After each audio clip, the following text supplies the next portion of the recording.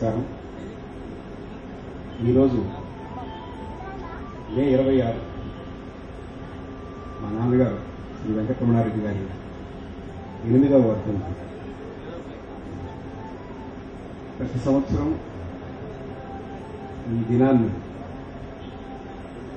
ఈ రకంగా అంటే ఒక మంచి ప్రవచనం, ఒక మంచి పుస్తకం, ఒక మంచి సంగీత సీడీ ఆనవాయితీగా చేస్తున్న పని.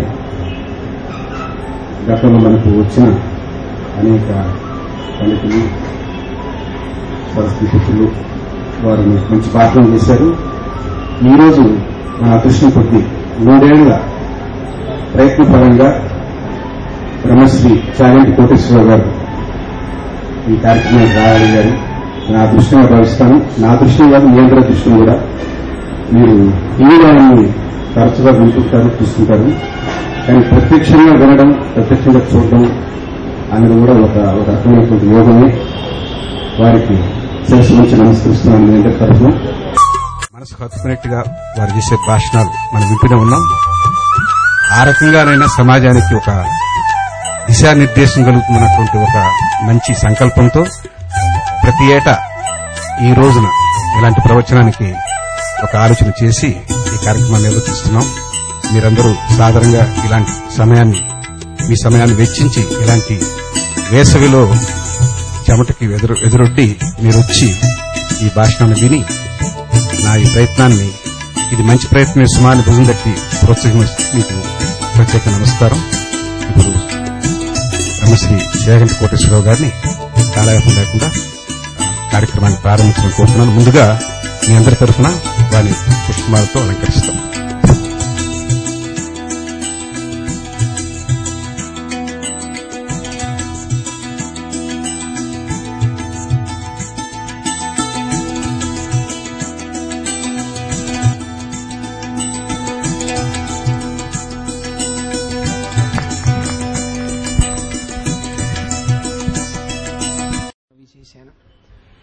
హరి ఓం. సభాయ నమః. వరప్రసాదరెడ్డి గారు నన్ను మానవీయ సంబంధములు అన్న విషయం గురించి నీకేమైనా తెలిస్తే 4 మాటలు చెప్పు మా ఊళ్ళో అన్నారు. అలాగే చెప్తానులేండి అన్నాను. మనకి సంస్కృత భాషలో అమరకోశము అని ఒక గ్రంథం. అమరకోశము అని దానికి ఎందుకు పేరు వచ్చింది అంటే, దాన్ని రచించినటువంటి వ్యక్తి ఒక జైనుడు, అమరసింహుడు అని ఆయన రచించాడు. అది సంస్కృత భాషలో వాడబడినటువంటి ప్రతి మాటకి ఉన్నటువంటి సాధికారికమైన అర్థాన్ని చెప్తుంది. అమరకోశంలో ఏది చెప్పబడిందో అదే మహోన్నతమైనటువంటి తీర్పు. ఆ మాటకి అమరకోశంలో చెప్పిన అర్థం ఏదుందో అది కాక వేరొక అర్థం అన్వయం అవుతుంది అని చెప్పడం ఎప్పుడూ ఎవ్వరూ చెయ్యరు. అమరకోశమే సాధికారిక గ్రంథము. అటువంటి అమరకోశం మానవ అన్న శబ్దాన్ని నిర్వచనం చేసింది. నిర్వచనం చేస్తూ మానవుడు అని ఎందుకు పిలుస్తారు, ఇన్ని రకాలైన ప్రాణులుండగా ఇటువంటి శరీరంతో ఉన్న వాళ్ళని మానవ అని పిలవడానికి కారణమేమి అన్న విషయం గురించి చెప్తూ కొన్ని విషయాలు చెప్పింది. మనువు యొక్క సంతానము కనుక మానవులు అని పిలుస్తారు. రెండవది, ఈ శరీరమును పొందినటువంటి కారణం చేత 3 మార్గముల గుండా జీవుడు వెళ్ళగలిగినటువంటి కార్యసంపత్తిని నిర్వహించగలిగినటువంటి వాడు. మిగిలినటువంటి ఏ ప్రాణికి అధికారం లేదు. ఒక్క ఈ ఉపాధి యందు ప్రవేశించిన వాడు మాత్రమే 3 మార్గములలో వెళ్ళగలడు. ఒకటి, ఉన్నత పదానికి వెళ్ళగలడు. ఒక దేవత కాగలడు, ఒక ఋషి కాగలడు, ఒక మహోన్నతుడు కాగలడు. కాదు, వెన్నుపాం అడ్డంగా ఉండేటటువంటి తిర్యక్కుగా అధప్పతనాన్ని పొంది హీనమైనటువంటి ఉపాధిలోకి వెళ్ళిపోగలడు. 3, అసలు మళ్లీ పుట్టవలసినటువంటి అవసరమే లేనటువంటి పునరావృత్తి రహిత శివ సాయుధ్య స్థితిని పొందగలడు. ఈ 3 ఏ శరీరముతో ఉన్నటువంటి జీవుడు చెయ్యగలడు అంటే ఒక్క ఈ శరీరముతో ఉన్న జీవునకు మాత్రమే సాధ్యం. దేవతలకి కూడా అది సాధ్యం కాదు. క్షీణే పుణ్యే మర్త్యలోకం విశంతి. వాళ్ళకి పుణ్యం పోతే కింద పడిపోతారు. ఒక తిరియక్కు, దానికి పుణ్యం చేద్దాము అనే అవకాశం ఏమి ఉండదు. ఎందుకంటే దానికి శాస్త్ర పరిజ్ఞానం ఏమి ఉండదు. శాస్త్రములు వాంగ్మయము ఎవరి కొరకు అంటే ఒక్క మనుష్య ప్రాణి కొరకే. మనిషి మాత్రమే సత్కర్మాచరణములు చేస్తాడు. కాబట్టి మనుష్యుడు, మానవుడు, నరుడు ఈ మాటలకు అర్థం ఏమిటంటే 3 పదముల యందు ప్రయాణించగలిగినటువంటి వాడు. ఇంకొక అర్థం మర్త్యలోకమునందు ఉండువాడు. మర్త్యలోకమునందు ఉండడం చేత కలిగేటటువంటి లక్షణమేమి అంటే ఎప్పుడూ ఈ శరీరంతో ఉండేవాడు కానివాడు, ఎప్పుడో అప్పుడు ఈ శరీరాన్ని విడిచిపెట్టవలసిన వాడు, ఎప్పుడు విడిచిపెడతాడో తెలియనివాడు. ఈ శరీరం పడిపోయి తీరుతుంది. జాతస్య హి ధ్రువో మృత్యు ధ్రువం జన్మ మృతస్య చ. శరీరం పడిపోయి తీరుతుంది, కానీ ఎప్పుడు పడిపోతుందో మాత్రం తెలుసుకోలేనివాడు. అథవా నేను ఇంత గొప్ప శరీరంలో ఉన్నానన్న విషయాన్ని కూడా తెలుసుకోకుండా జీవితాన్ని గడిపేయగలిగినటువంటి అజ్ఞానము ఆవరించే అవకాశము కూడా పొంది ఉన్నవాడు. కాబట్టి మర్త్యలోకమునందున్నవాడు, కాబట్టి మృత్యువును పొందుతూ ఉంటాడు, కాబట్టి మనుష్యుడు అని పేరు. ఈ మానవునకు సంబంధములను ఏర్పరిచింది శాస్త్రం. అది మన బుద్ధి ప్రమాణం కాదు. మన బుద్ధి చేత ఏ నిర్ణయం చేసినా వైక్లభ్యాన్ని పొందుతుంది. మన బుద్ధిని ప్రయోగించి నిర్ణయం చెయ్యకూడదు. తస్మాత్ శాస్త్రం ప్రమాణంతే కార్యాకార్య వ్యవస్థితౌ. ఆయన ఆస్తికుడు అని ఎప్పుడంటారంటే శాస్త్రమును అనగా వేదమును నమ్మి మాట్లాడినవాడు, వేదమును నమ్మి ఆచరించిన వానికి ఆస్తికుడని పేరు. భగవంతుడు లేడన్నవాడు నాస్తికుడు కాడు. భగవంతుడు లేడన్నవాడు నాస్తికుడు అని ఎవరైనా చెప్తే అది పొరపాటు. భగవంతుడు లేడు అంటే ఈ కుర్చీ లేదు అని నేనంటే కుర్చీ అనేది ఒకటి ఉండే అవకాశం కూడా ఉందన్న విషయం నాకు తెలిసి ఉంటే కదా కుర్చీ లేదంటాను. భగవంతుడు లేడు అంటే భగవంతుడిలాంటిది ఒకటి ఉండొచ్చు అన్నది లేదు ఇప్పుడు అన్నవాడు. అందుకని వాడు నాస్తికుడు కాడు. వేదము ప్రమాణము కాదని మాట్లాడిన వాడెవరో వాడు నాస్తికుడు. శాస్త్రము ప్రమాణము కాదన్నవాడెవరో వాడు నాస్తికుడు. అది శాస్త్రం చెప్పిన మాట. కాబట్టి తస్మాత్ శాస్త్రం ప్రమాణంతే కార్యాకార్య వ్యవస్థితౌ. నీ బుద్ధి చేత నిర్ణయములు చేయవద్దు. ఇందుచేత నీ బుద్ధి పరిణితి పొందినదనడానికి ఏమిటి ఆస్కారం? నువ్వు అనుకుంటున్నావు నీ బుద్ధి చాలా పరిణితి పొందిపోయిందని, కానీ నీ బుద్ధి పరిణితి పొందింది అని నమ్మడానికి విశ్వాసం ఏమిటి? కుదరదు. కాబట్టి శాస్త్రమే ప్రమాణమై ఉంటుంది. ఆ శాస్త్రము మనుష్యుని యొక్క సంబంధములను విభాగం చేసింది. విభాగం చేసి మాట్లాడినప్పుడు ఎన్ని రకాలుగా ఉంటుంది మానవీయ సంబంధము, మనుష్యునకు సంబంధము దేని దేని వలన ఎందుకు కలుగుతుంది చెప్పింది. నేను ఇప్పుడు దాన్ని పెద్ద విశేషంగా మాట్లాడే కన్నా నేను మీకు సంక్షిప్తంగా దాని యొక్క ప్రయోజనాన్ని, దాని విశేషాన్ని అందించే ప్రయత్నం చేస్తాను. ఒకటి, ప్రారంభంలో చెప్పిన మొట్టమొదటి సంబంధము దేహ సంబంధము అంటారు. దేహ సంబంధము అంటే మీరు ప్రయత్నపూర్వకంగా ఏదో వరస పెట్టి పిలవవలసిన అవసరం లేకుండా జీవుడు ఒక శరీరంలోకి ప్రవేశించగానే ఆ శరీరములోకి ప్రవేశించాడు కాబట్టి మీరు కాదన్నా పోని అనుబంధాలు కొన్ని ఉంటాయి. నేను మా అమ్మగారి కడుపులోకి ప్రవేశించాను. నేను మా అమ్మగారి కడుపులోకి ప్రవేశించాను అన్నప్పుడు ఎక్కడో ఉండి అందులోకి వచ్చాను అని గుర్తు. ఎక్కడో విడిచిపెట్టి అందులోకి వచ్చా. భాగవతం అదే చెప్తుంది. శంకర భగవత్పాదులు మోహముద్గరం చేస్తూ అదే అంటారు. ఎవరు తల్లి, ఎవరు భార్య, ఎక్కడ నుంచి వచ్చావు, కస్యత్వం కక్కుతయాయాత తత్వం చింతీయతదీయభ్రాత అంటారు. ఎక్కడ నుంచో వచ్చి మా అమ్మగారి కడుపులో తయారైన శరీరములోకి నేను ప్రవేశించాను. భాగవతం కపిలగీతలో చెప్తారు 7వ నెలలో ప్రవేశిస్తాడు జీవుడు లోపలకని. ఆ ప్రవేశించినప్పుడు నేను మా అమ్మగారి కడుపులో తయారవుతున్న శరీరంలో 7వ నెలలో ప్రవేశించిన ఉత్తర క్షణంలో ఆ అమ్మ కడుపులోంచి పైకి రాగానే ఆ జన్మ ఉన్నంతకాలము అమ్మ ఆమెయే. అది దేహముతో వచ్చిన సంబంధం. నాభీ సంబంధం తెగుతుంది, హృదయ సంబంధము మిగులుతుంది అంది శాస్త్రం. తల్లి కడుపులో ఉన్నంతకాలం నాభి ద్వారా ఆహారాన్ని అందుకుంటాడు. అమ్మ తిన్న ఆహారమే అందుకుంటాడు. బయటికి రాగానే నాభి కోసేస్తారు. మరి ఏ సంబంధం మిగిలింది? హృదయ సంబంధం మిగిలిపోయింది. నా కొడుకు, నా అమ్మ, ఈ భావన మిగిలింది. కాబట్టి ఇప్పుడు నువ్వు ఈవిడ మా అమ్మగా ఉండడాన్ని నేను అంగీకరించను అని నువ్వు అనడానికి వీలు లేదు. ఆమెయే నీ తల్లి. నువ్వు నా తల్లి కాదండి అన్నంత మాత్రం చేత ఆవిడ తల్లి కాకుండా పోదు. ఏ దుర్మార్గుడు లోకంలో ఆ మాట అనడం. కానీ ఒకవేళ అనేవాడు ఉంటే ఈమె నా తల్లి కాదు అని వాడన్నా ఆయనకు తల్లి ఆమెయే. ఎవరు ఆమె యందు తేజస్సు నిక్షిప్తం చేశాడో ఆయనే తండ్రి. ఆమె యందు ఆ తల్లిదండ్రుల వలన తనకన్నా ముందు వచ్చిన వాళ్ళెవరో వాళ్ళు అన్న అక్క, వెనక వచ్చిన వాళ్ళు చెల్లి తమ్ముడు. ఎవరు పెట్టారండి? మాకు చెల్లి ఎందుకు అవుతుందండి ఆవిడంటే? కుదరదు.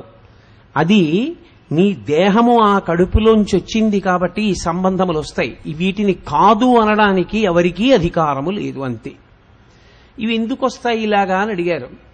ఒక్కటే కారణం, గత జన్మలో చేసినటువంటి కర్మను అనుసరించి ఏర్పడతాయి ఆ సంబంధాలు.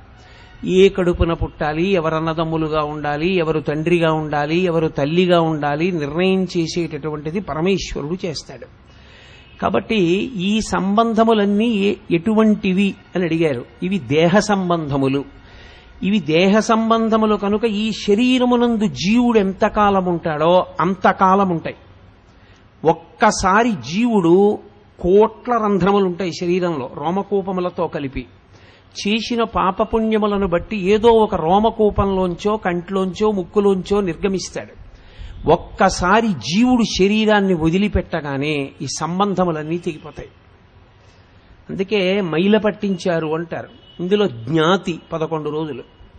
ఎందుకంటే జీవుడు ధర్మోదకాన్ని పుచ్చేసుకుని విడిచిపెట్టి వెళ్ళిపోతాడు, ఊర్ధ్వలోక ప్రయాణం చేసేస్తాడు. అప్పటి వరకు జ్ఞాతి కొరకు ఆనంద హోమం చేస్తారు. అప్పుడు పితృదేవతా స్థానంలో ఉండి ఆశీర్వచనం చేస్తాడు. కాబట్టి ఈ సంబంధములన్నీ ఎంతకాలము, దేహ సంబంధము అమ్మ కడుపులోంచి వచ్చినప్పుడు వచ్చినవి నువ్వు ఆ శరీరంలోంచి వెళ్ళిపోయేంత పర్యంతం ఉంటాయి.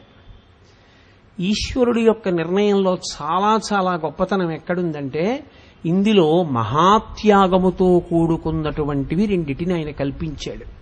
మిగిలినవి ధర్మము చేత నీకు రక్ష పట్టాలి. అవి కూడా శాస్త్రాన్ని తెలుసుకుంటే రక్షపడతాయి. శాస్త్రము తెలుసా శాస్త్రము తెలియదా అన్న వాటితో సంబంధం లేదు. ఆయనకి శాస్త్రం తెలుసా తెలియదా, నువ్వు చదువుకున్నంత చదువుకున్నాడా చదువుకోలేదా దీంతో సంబంధం లేదు. నీవు శరీరమునందున్నంత కాలము లేదా నీ జీవుడు ఆ శరీరంలో ఉండగా శరీరమునకు వస్తున్న ప్రమాదములను తప్పించగలిగినంత మహాత్యాగి అయి ఊపిరున్నంత కాలము నీ యొక్క క్షేమమునే కోరువారెవరు? మొట్టమొదటిది తల్లి. అందులో ఇక సందేహమే లేదు. వేదం వెర్రిదై చేతకానిదై తెలివి తక్కువదై తల్లిని కీర్తించలేదు. నిర్ద్వంద్వముగా తల్లిదే పెద్ద స్థానము. అందుకే మాతృదేవో భవ ఉపనిషత్ అలాగే మాట్లాడుతుంది. తల్లికే మొదటి నమస్కారం. తల్లియే పరదైవము. తల్లి తరువాతనే తండ్రి. తండ్రి తల్లితో సమానుడెన్నటికీ కాడు, శాస్త్రవాక్ అంతే. అంత మాత్రం చేత తండ్రి తక్కువవాడనుకుంటే అంతకన్నా పొరపాటు ఇంకోట్లేదు. తల్లియే గొప్పది. అందుకే గృహస్థాశ్రమ ప్రవేశం చేయించినప్పుడు గురువుగారు వచ్చి పక్కన కూర్చుంటారు స్నాతకోత్సవంలో. కూర్చుని ఆయన మొట్టమొదట చెప్పే మాట ఏది అంటే మాతృదేవోభవ, పితృదేవోభవ, ఆచార్య దేవోభవ, అతిథి దేవోభవ ఈ మాటలు చెప్తాడు. తల్లి చాలా గొప్పది. ఏ కారణము చేత గొప్పది అంటే ప్రశ్నోత్తర రత్నమాలిక అని మహానుభావుడు శంకర భగవత్పాదులు జగద్గురు వారు ప్రశ్నోత్తర రత్నమాలిక చేస్తూ ఒక మాట అన్నారు. ఈ లోకమునందు కంటికి కనపడేటటువంటి పరదేవత ఎవరు అని ప్రశ్న వేశారు ఆయన. అంటే ఆయన్నెవరో ప్రశ్న వేయలేదు, మన కోసం శంకరాచార్యులు వారు తానే శిష్యుడిగా ప్రశ్న వేసుకుని తానే గురువుగా జవాబు చెప్పారు. అందులో ఆయన ఒక మాట అడిగారు. ఈ లోకమునందు కనబడేటటువంటి పరదేవతా స్వరూపము ఏది అని అడిగారు. ప్రత్యక్ష దేవత కా అని అడిగారు. అంటే ఈ కంటి చేత పరదేవత సాక్షాత్కారమును పొందడము చాలా చాలా కష్టమైన విషయము. అసలు తట్టుకోవడం సాధ్యమయ్యే విషయం కాదది. కానీ ఈ కంటికి కనపడే పరదేవతగా ఎవరు నిలబడతారు అని అడిగారు. అడిగితే మాతః తల్లి అని సమాధానం చెప్పారు. ఎందుకు తల్లికి పెద్ద స్థానం ఇవ్వాలి తండ్రి కన్నా పెద్ద స్థానం తల్లికి వేదం ఎందుకు ఇచ్చింది అని అడిగారు. కారణం ఒక్కటే, పరబ్రహ్మమునందు ఏ లక్షణములుంటాయో ఆ లక్షణములన్నీ తల్లి యందు ప్రకాశిస్తాయి. కారణం ఒక్కటే చెప్పింది శాస్త్రం. పరబ్రహ్మం అనగా ఏమి అంటే, పోతన గారు చాలా తేలిక భాషలో భాగవతంలో ఒక మాట చెప్తారు. ఎవ్వడు సృజించు ప్రాణుల ఎవ్వడు రక్షించు త్రుంచు ఎవ్వడనంతుండెవ్వడు విభుడెవ్వడు వాడి విధమున మనుచు వెనుచు హేలారతుడై అన్నారు. అసలు ఆయన అందుకే పేరు చెప్పకుండా తెలుగు పద్యాలలో అద్భుతమైన పద్యం పరబ్రహ్మాన్ని నిర్వచనం చేశారు ఆయన. ఎవ్వడు సృజించు ప్రాణుల ఎవ్వడు రక్షించు త్రుంచు ఎవ్వడనంతుండెవ్వడు విభుడెవ్వడు వాడి విధమున మనుచు బెనుచు హేలారతుడై. ఎవడు సృష్టించాడో, ఎవడు నిలబెట్టాడో, ఎవడు లయం చేశాడో వాడు పరబ్రహ్మము. సృష్టించాడు అంటే ఎక్కడ నుంచో కాదు, బ్రహ్మాండము నుండి పిండాండము రావాలి. అందులో పృథివి ఉంది, ఇందులో పృథివి ఉంటుంది. అందులో నీరు ఉంటుంది, ఇందులో నీరు ఉంటుంది. అందులో వాయువు ఉంటుంది, ఇందులో వాయువు ఉంటుంది. అందులో నిప్పు ఉంటుంది, ఇందులో వేడి ఉంటుంది. అందులో ఆకాశం ఉంటుంది, ఇందులో జాగా ఉంటుంది. 5 బ్రహ్మాండమునందుంటే ఇందు పిండాండమునందు 5 ఉంటాయి. బ్రహ్మాండమునందున్న 5ంటితో పిండాండమునందున్న 5 ఎప్పుడు సమన్వయం అవుతుంటాయి. బయట గాలి జీవుడు పుచ్చుకుంటాడు, పిండాండం విడిచిపెట్టిన గాలిని బ్రహ్మాండం పుచ్చుకుంటుంది. ఇక్కడ దాహం వేసింది, బ్రహ్మాండంలో నీళ్లు పిండాండం పుచ్చుకుంటుంది. పిండాండంలో దుర్జలం మిగిలిపోయింది, ఎవరు పుచ్చుకోవాలి? ఎంత కీర్తివంతుడైనా తండ్రి కొడుకు పుచ్చుకోడు, భార్య పుచ్చుకోదు, అన్నదమ్ములు పుచ్చుకోరు, తల్లిదండ్రులు కూడా పుచ్చుకోరు. ఎవరు పుచ్చుకుంటారు? బ్రహ్మాండం పుచ్చుకుంటుంది. తనకి గాలి కావాలి, బ్రహ్మాండంలోంచి పుచ్చుకుంటాడు. తను విడిచిన గాలి ఎవరు పుచ్చుకోవాలి? బ్రహ్మాండం పుచ్చుకుంటుంది. చిట్ట చివరి ఈ పిండాండం పడిపోయింది, ఎవరు పుచ్చుకోవాలి? బ్రహ్మాండం పుచ్చుకుంటుంది. కాబట్టి బ్రహ్మాండము నుండి పిండాండం వస్తుంది, పిండాండము బ్రహ్మాండములోకి వెళ్ళిపోతుంది. ఇది సృష్టి అన్న మాటకు అర్థం. అమ్మ ఎక్కడ నుంచి కొడుకుని తయారు చేసింది? అమ్మ బ్రహ్మాండమైతే వాడు పిండాండం అయ్యాడు. మూత్రపిండాలు నువ్వు తెచ్చుకోవడానికి ఎక్కడ చలానా కట్టి తీసుకొచ్చావు? నీ గుండె ఏ షాప్లో కొని పెట్టుకున్నావు? 7 ధాతువులు ఎవరు నిర్మాణం చేశారు? అమ్మ తిన్న ఆహారములోని భాగమే బసవపురాణంలో పాల్కురికి సోమనాథుడు అంటాడు, మొగ్గగా ఉన్నప్పుడు తుంచి విప్పి చూస్తే పసరిక వాసన, అదే తనంత తాను విచ్చుకుంటే దివ్యమైన పరిమళం. ఒక కన్య మాతృమూర్తి ఎప్పుడైంది? పరదేవతకి తెలియాలన్నాడు ఆయన. బ్రహ్మాండము నుండి పిండాండం ఏర్పడినట్టు అమ్మ కడుపు గర్భాలయమైంది. నువ్వు సృజింపబడ్డావు, లోపల తయారయ్యావు. లోపల తయారవడానికి తండ్రి యొక్క తేజస్సు ఒక్కటే కారణము కాదు, శుక్రము శోణితముతో సరైన సమయంలో కలవాలి. కలిసిన తర్వాత నిలబెట్టుకోగలిగినటువంటి క్షేత్ర సమృద్ధిగా నిలబడగలగాలి స్త్రీ. అలా నిలబడితేనే, ప్రసవిస్తేనే అప్పుడు సృష్టి. కాబట్టి ఎక్కువ భాగం ఎవరిది? కన్నతల్లిది. ఆమె ఎందు త్యాగలక్షణం ఉన్నది. మీరు నన్ను జాగ్రత్తగా అర్థం చేసుకోవాలి. నేను ఏదో చెప్తున్నానని మీరు అనుకోకూడదు. సృష్టి యందు తండ్రి పాత్రలో ఆనందమున్నది. అది పరమేశ్వరుడు అంగీకరించాడు. అర్ధనారీశ్వర స్తవంలో సృష్టి కార్యమునందు తండ్రి పాత్రలో ఆనందమున్నది. సృష్టి పూర్తవడంలో తల్లి పాత్రలో బహుదుఃఖమున్నది. ఎంత ప్రసవ వేదన, ఎంత నిత్తురు పోయింది, ఎంత వికారం వచ్చింది. కడుపు పెద్దదై ఒక పెద్దలు కనబడితే నమస్కారం చేయడానికి వంగలేదు. ప్రసవం అవుతుంటే వచ్చిన నిప్పులకి లోపలికి వెడుతున్నప్పుడు ఇక మళ్ళీ బయటికి వస్తుందో రాదో తెలియదు. అయినా ఆ బిడ్డన్ని చూడాలి. ఎవరు వాడు? ఏమిటి అనుబంధం? ఏమి తెలియదు. తన భర్తని కూడా కాదని వాడికి జన్మనిచ్చి నేను వెళ్ళిపోయినా చాలంటాడు. ఈ భావన పరమోత్కృష్టము. త్యాగే నైకే అమృతత్వమానసహు అంటుంది ఉపనిషత్తు. ఇది అమ్మ భరించింది. భరించి అమ్మ సృష్టించింది. సృష్టించిన తర్వాత కటిక చీకట్లో ఉంటాడు. కపిల గీతలో చెప్తారు వేదవ్యాసుల వారు. కటిక చీకటి, లోపల శరీరం పెరిగిపోతుంది, తల కిందకుంటుంది, కాళ్ళు పైకుంటాయి. తను విసర్జించిన మలమూత్రములలో పుట్టిన కీటకములు తన శరీరాన్ని కొరికేస్తుంటాయి. అమ్మ ఏదైనా కొద్దిగా జిహ్వచాపల్యానికి తినకూడని పదార్థం తింటే లోపల కపవాత పైత్యములు కలుగుతాయి. ఎవరికి చెప్తాడు? కదలడానికి ఉండదు, ఒళ్ళు తిమ్మిర్లెక్కిపోతుంది. అప్పుడు ఈశ్వరుణ్ణి ప్రార్థన చేస్తాడు బయటికి పంపమని. అప్పుడు ప్రసూతి వాయువు వచ్చి మెల్లమెల్లగా తోస్తుంది. తోస్తే ఇరుకైన యోనిద్వారంలోంచి బయటికి వస్తున్నప్పుడు తల్లికి ప్రాణాంతకమే, బిడ్డకి ప్రాణాంతకమే. వాడు బయటికి వచ్చాడు. నేను చెప్పడం కాదు, మహానుభావుడు నాకు డాక్టర్ జగదీశ్వర్ గారిని ఒక పెద్ద గైనకాలజిస్ట్ ఉన్నారు వైజాగ్ కాకినాడలో. ఆవిడ నాకు ఒక పుస్తకం తెచ్చి ఇచ్చారు. గురువుగారు వీరి పుస్తకం చదవండి, మీరు చెప్పే విషయాలన్నీ ఒక డాక్టర్ గారు యథార్థంగా మెడిసిన్కి అప్లై చేసి ఈ బుక్ రచన చేశారు అని. మాతృదేవో భవ అని పుస్తకం రాశారు ఒక పెద్ద గైనకాలజిస్ట్. ఆయన ఉపనిషత్ మంత్రాలని సమన్వయం చేశారు. ఆయనకున్న అనుభవంతో, అంత పెద్ద గైనకాలజిస్ట్గా ఆయనకున్న అనుభవంతో ఆయన సమన్వయం చేసి పుస్తకం రాశారు. అందులో ఆయన ఒక మాట రాశారు. ఇందులో ఎవరైనా గైనకాలజిస్టులు ఉంటే తెలుస్తుంది. ఆ బిడ్డ కటిక చీకట్లోంచి ఆపరేషన్ థియేటర్లో లేకపోతే ఎక్కడ ప్రసవమైందో అక్కడ బయట పడగానే వాడి చిన్ని చిన్ని కళ్ళిలా విప్పి చూసేటప్పటికీ అన్ని లైట్లు, ఏదో కొత్త వాతావరణం, పెద్ద పెద్ద ఆకారాలు, ఇవన్నీ చూసి బ్లాక్ స్టూల్ అని ఉంటుంది ఇట లోపల.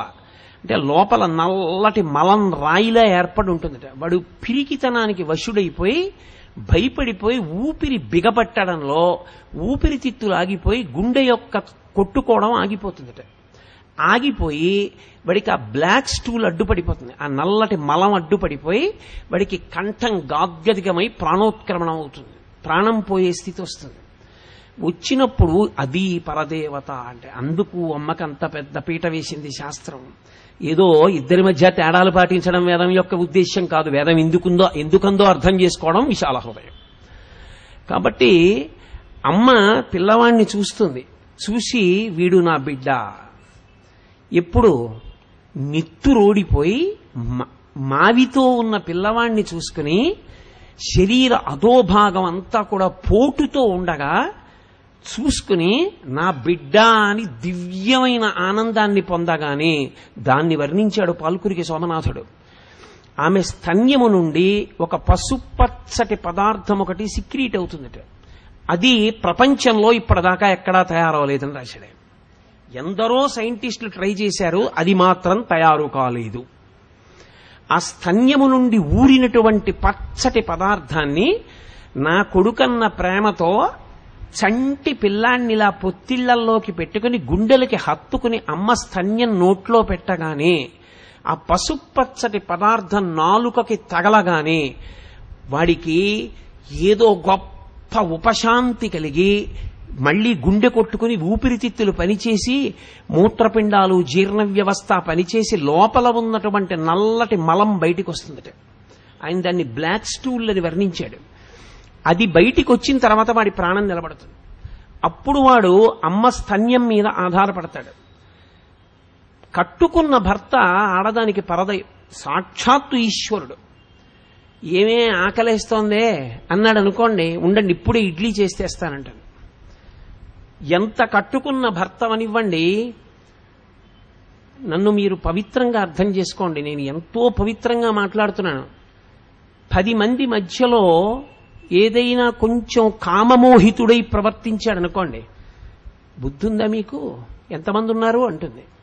అదే ఆడది వైకుంఠం క్యూ కాంప్లెక్స్ లో పసిపిల్లవాడిని తీసుకుని వెళ్ళిపోతుంటే గట్టిగా 24-25 ఏళ్లుండవు, నేను ఎన్నో మాటలు వెంకటాచల క్షేత్రంలో వెళ్ళిపోతూ చూసి అమ్మా నిన్ను ఎంత స్తోత్రం చేసిందమ్మా సప్తశతి అని పొంగిపోయాను. 25-26 ఏళ్ల పిల్లవాడు గుక్క పట్టి ఏడుస్తుంటే ఆకలేసి తన స్తన్యాన్ని బయట పెట్టి పిల్లవాడి నోట్లో పెడుతుంది. అంటే తన మాన మర్యాదల్ని కూడా వాడి కోసం విడిచిపెట్టేస్తుంది. తన మర్యాద వదిలింది, వాడికి 10 మంది చూస్తుండగా పాల సీసా మాత్రం పెట్టదు, దాని మీద బట్టతో కప్పేస్తుంది. ఎన్ని పాలున్నాయో ఎన్ని తాగాయో ఎవరికీ తెలియకూడదు, కనురాపు తగులుతుందని. ఇది స్థితికర్త. పరదైవమైన భర్తకి ఆకలేస్తోంది అంటే ఇడ్లీ వండి తెచ్చింది. పరిచయం లేని వాణ్ణి చూడగానే నా కొడుకు అన్న భావన రాగానే ఆమె నెత్తురు పాలగా మారిపోయింది. ఇది ఆడదానికి జాతి ఇచ్చిన గౌరవం. ఇది ఆడదాన్ని చూడగానే సాష్టాంగపడి నమస్కరించడానికి గౌరవం. అందుకే వేదం కూడా ఏం చెప్పిందంటే, మగవాడు పరమేశ్వరుడి దగ్గరికి వెడితే సాష్టాంగ నమస్కారం చేయాలి, భూమి మీద పడి నమస్కారం చేయాలి, ఇరుకుగా ఉండకపోతే ప్రాంగణం. ఆడది ఎంత విశాలంగా ఉన్నా సరే పంచాంగ నమస్కారము మాత్రమే చెయ్యాలి. ఆమె స్తనములు కాని, ఆమె యొక్క జననేంద్రియము కాని, బిడ్డకి ప్రసవమయ్యేటటువంటి స్థానం కాని భూమికి తగలడానికి వీలు లేదు. ఎందుకని అంటే ఆ రెండు లేని నాడు సృష్టి స్థితి లేవు. కాబట్టి ఆ రెండు నా ముందు భూమికి తగలక్కర్లేదని పరమేశ్వరుడు మినహాయింపిచ్చాడు. అంటే ఈ జాతి ఆడదాని ముందు ఎంత మోకరిల్లిందో, ఆడదానికెంత గౌరవం ఇచ్చిందో, ఆడదాన్ని ఎంత మర్యాద ఇచ్చి నమస్కారం చేసిందో అర్థం చేసుకోవాలి. అందుకు తల్లి మీద అన్ని సూక్తాలు వచ్చాయి. అది కారణం. కాబట్టి ఆమె స్థితికర్త, ఆమె అన్నం పెట్టింది. భర్త ఏం చేస్తాడండి? అర్ధార్జన కోసం వెడతాడు. ఆయన తప్పేం కాదు, నేనే ఆయన తప్పు పట్టట్లేదు. ఆయన వెళ్ళకపోతే అన్నం ఎక్కడది అమ్మకు మాత్రం. కాబట్టి ఆయన వెళ్ళాడు. కానీ మీరు బిడ్డ కోణంలోంచి ఆలోచించండి. ఒకసారి మీరు తీర్పు చెప్పడానికి కూర్చోవద్దు, బిడ్డ కోణంలో ఆలోచించండి. పిల్లవాడు పాలు తాగినప్పుడు పాల ధార ఒకటి చెవి దగ్గరికి వెళ్ళింది, చీమ లోపలికెళ్ళి కుడుతోంది. వాడు ఏడిచాడు. ఏమి ఎక్స్రేలు తీసి డయాగ్నోసిస్ చేయరు. పసిపిల్లవాడిని ఒళ్ళో పెట్టుకుని అని ఆడిస్తున్న తల్లి కాసేపట్లో కనిపెడుతుంది వాడికి చెవులోకి చీమ వెళ్ళిందని. వెంటనే తన పమిట కొంగు తీసి నోట్లో పెట్టుకుని తడిపి ఇలా ఇలా ఇలా తిరిపెట్టారంటారు. తిరిపెట్టి పడుకోపెట్ట చెవిలో జాగ్రత్తగా తిప్పుతున్నప్పుడు వాడు ఆపిన ఏడుపుని బట్టి చీమ లోపలికెళ్ళిందని గుర్తుపట్టి చీమని తీసేసి ఓ మాట అంటుంది. చీమని తీసేశానురా అందో. నేను చచ్చిపోయాను రా నాన్న, నేను చూడలేదురా అమ్మ, ఎంత ఏడిచావురా అని పోతన గారు అనుభవించారు ఆ మాతృత్వాన్ని. అలసితివి గదన్న యాకొంటివి గదన్న మంచి అన్న ఏడ్పు మానుమన్నా చన్ను కొడువుమన్న స్థిమిత పడుమన్నా అనుచు చన్ను కుడిపే అర్భకునకు అని అమ్మ అమ్మ అమ్మ అని పిల్లవాణ్ణి అమ్మ ఎంత చేరదీస్తుందో చెప్పారు. కాబట్టి ఆమె ఎవరు? స్థితికర్త. ఆమెయే ప్రళయకర్త. ప్రళయకర్త అంటే చంపేయడం అనుకోకండి. శివుడు అనేటప్పటికి వచ్చే పెద్ద ప్రమాదం ఏమిటంటే చంపేస్తాడని దిక్కుమాలిన ఆలోచన ఒకటి లోకంలో. ఆయన చంపేసేవాడు కాడు. జీవులందరూ ఈశ్వరుణ్ణి పొందాలి. ఈశ్వరుణ్ణి పొందలేకపోయిన వాళ్ళని ఆయనే పొందేస్తాడు. అది మహాప్రళయం అంటే. అంటే పాస్ అవని వాడికి గవర్నమెంట్ మోడరేషన్ ఇచ్చి పాస్ చేసేసాడు. ఆయన పొందుతాడు కారుణ్యం. అలిసిపోయిన ఇంద్రియాలకి బడలిక తీర్చడానికి నిద్రాకాలిక సుఖమునిస్తాడు, స్వల్పకాలిక ప్రళయం. జ్ఞానమిస్తాడు, ఆత్యంతిక ప్రళయం. అమ్మ ఏం చేసింది? పరమశివుడు ఏం చేస్తాడో అదే అమ్మ చేస్తుంది. అమ్మ పిల్లవాణ్ణి ఏదో మేనల్లుళ్ళు వాళ్ళు వచ్చారు, వాళ్ళందరితో కలిసి ఆడుకుంటున్నాడు. రాత్రి 9 అయిపోయింది. వాడు వేళ పట్టును పడుకుని నిద్రపోకపోతే వాడికి తొందరగా వేడి చేస్తుంది. నిద్రపోకపోతే దానివల్ల గొర్రెదొగ్గు వస్తుంది వాడికి. అందుకని అమ్మవాణ్ణి 4 దెబ్బలు కొట్టి పడుకోపెట్టేసి బోర్లా పడుకోపెట్టి జో కొట్టేస్తుంది. వాడు